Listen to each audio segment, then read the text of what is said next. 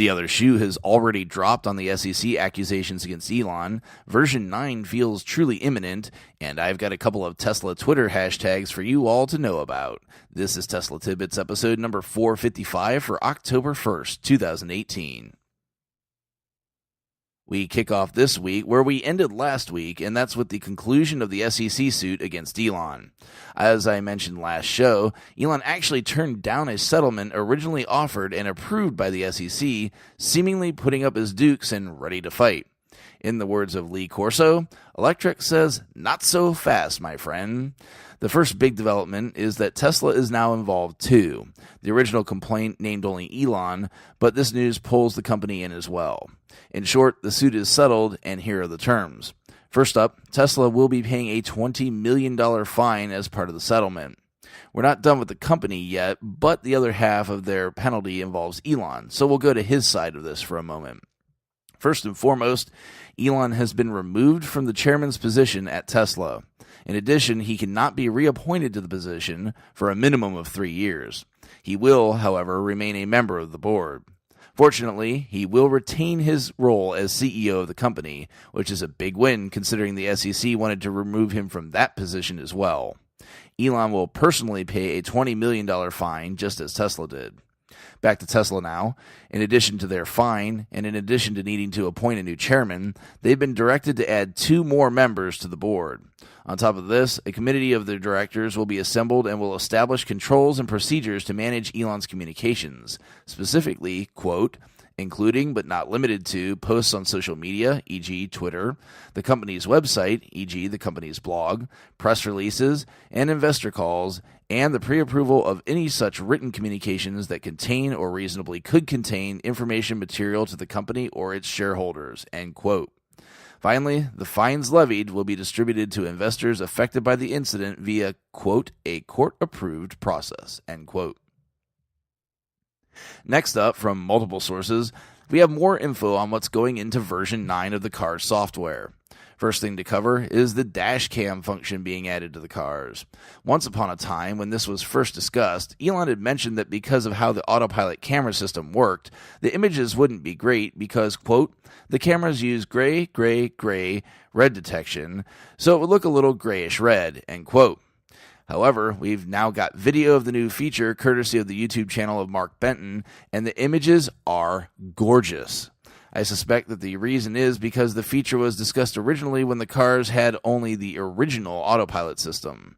With 3 forward-facing cameras now, at least one of them apparently can take sweet, crystal clear, not gray and red video. The second major feature to highlight is the Navigate on Autopilot system.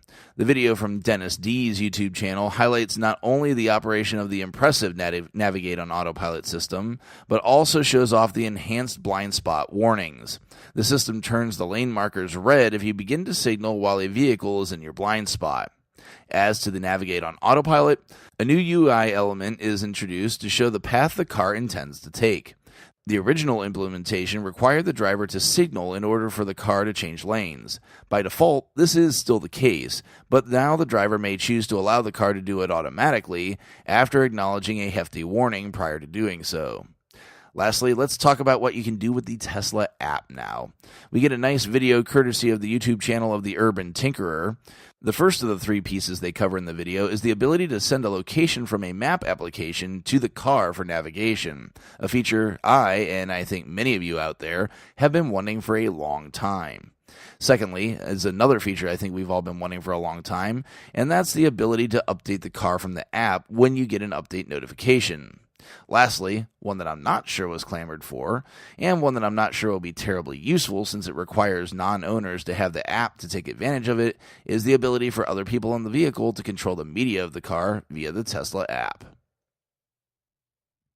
We finished the show today with a couple of Tesla Twitter hashtags that all fans should know about.